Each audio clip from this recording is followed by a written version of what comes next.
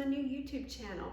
I want to give you a little bit of history of why I decided to start this channel and how I got started in making these pallet signs. About 4 years ago or so, my husband came up to me and asked me if I would like to help him make pallet signs and paint them to help some friends of ours who were in the middle of an adoption. And we did it, and it just took off. And actually, I kind of took over. My husband kind of stepped back, and I just loved it so much I kept on going. I found out that I love taking something that's junk and making it into something beautiful. So I'm going to be showing you how to make a barn quilt.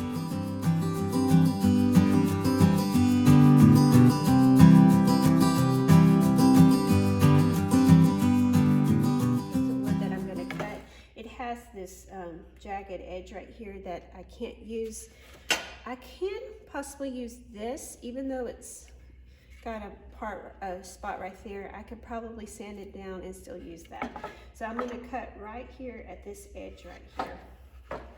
So what I do, just going to make sure, always wear your safety glasses.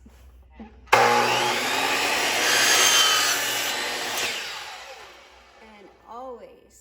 always check for nails. You do not want to cut through a nail. Now I like to cut the rough ends off, so I'm going to go ahead and cut this off. Alright, so it is actually right at 28 inches. So my barn quilt is going to be 28 inches square, as close as I can get it.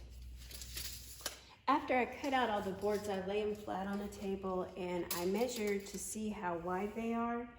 And it's coming about 27 and a half inches. And I had cut the boards 28 inches. So I think to make sure that it's going to be pretty square, I'm going to go ahead and cut a ½ inch off of each board just to make sure it's pretty square. So let me go back and do that. All right, so now all my boards are cut to the length I want. Now it's the fun part. I get to sand them. This is where the wood just comes out. It just becomes so pretty. I love this. I'm careful about the nails, especially if they're poking out. Try not to sand them too much because it can mess up your sander. But if they're not poking out, you can sand.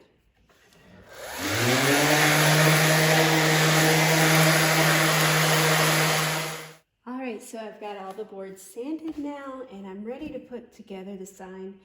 Now, for many years, I just either used nails or screws, and that worked out perfectly fine. But then my husband bought me this, a brad nailer, and I've fallen in love with it because it just makes it so much easier.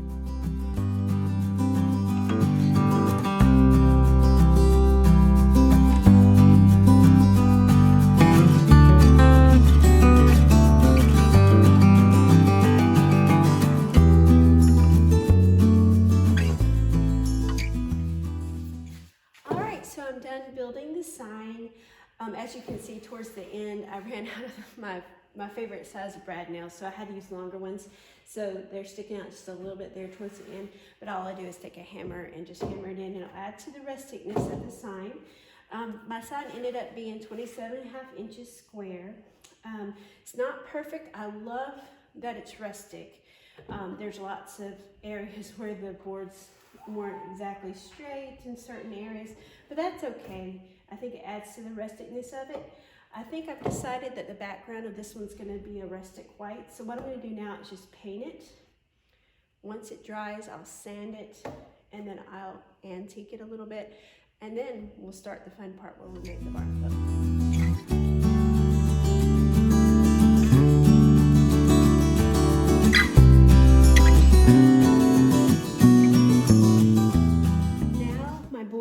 Dried, and now I'm going to sand it before I start drawing out the barn quilt design.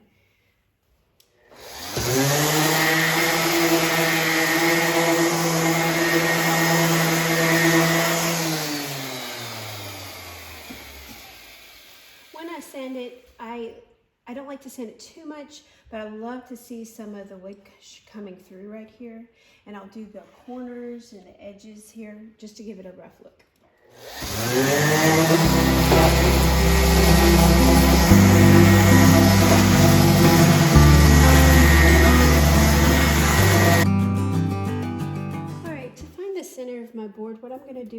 measure diagonally from one corner to the other, it ends up being 38.5 inches. So half of that is 19 1/4. So I'm gonna put a little line there. And then this is about 38.5 as well. And then we're going to put a little mark at 19 1/4. So that's the center of my board right there. Or draw a line all the way up and down vertically. So hold that. I'm gonna go this way. Now this one needs to be more exact here. So I have this line to go by there. So I'm going to measure. So it's about a little bit over 13.5 inches. Of course, each board's not exact. So there's a little bit of there might be a little room for error here. All right, so once I have an idea where that should be, I'll also look at it with everything and just kind of trusting your eyes doesn't always work here. But as long as we're close, and I think that looks pretty good. Of course, I moved it. Okay, so draw a line that way. That's my horizontal line. So what I did was I took the length of the board, which is 27.5 inches, and there's 8 squares across each way. So I divided 27.5 by 8, and it came out to 3.43 inches for each square. So that's approximately, I did 3 3/8 inches for each square.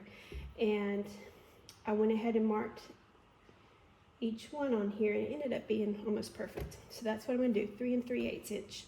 So no matter what size board you have, just divide it by how many squares. So like this is my inspiration. I'm not copying exactly, but you can see it's 1, 2, 3, 4, 5, 6, 7, 8 this way, and then 8 this way. So that's how I'm coming up with that.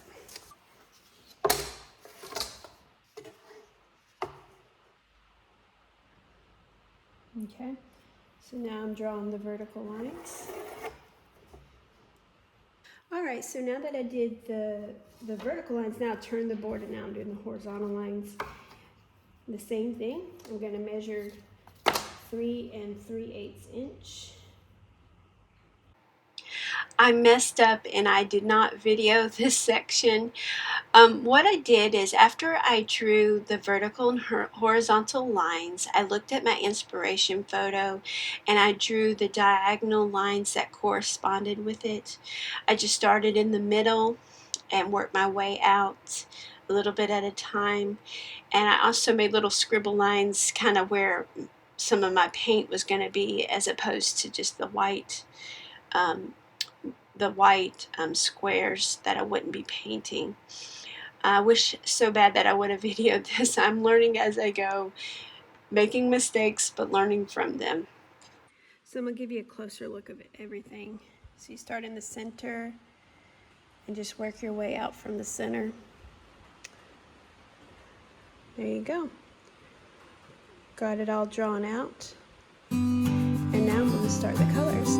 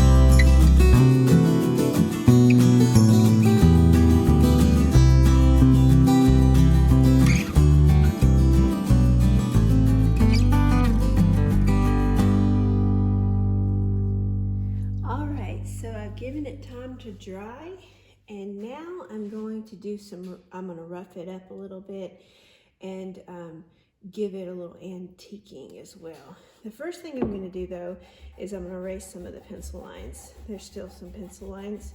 Just take a regular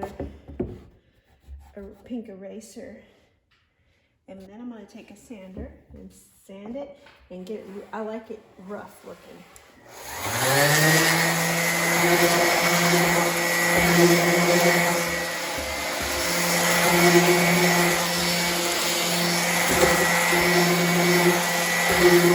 I'm going to water down a brown paint, like really water it down and just give it a wash.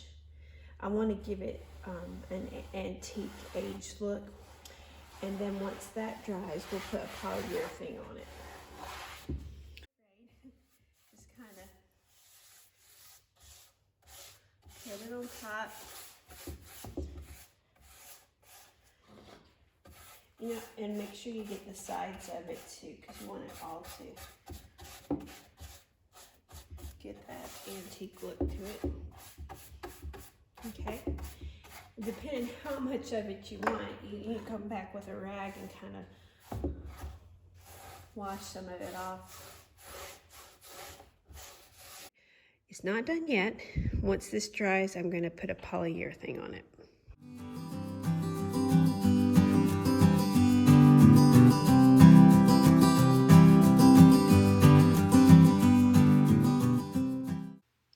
Thank you so much for joining me on this project. I had so much fun showing you how I like to make these barn quilts. I can't wait to show you more projects that I will be doing in the future. Make sure that you like and subscribe my channel so you won't miss any of my videos. I'm so excited to see what the future will hold. Thank you for joining me.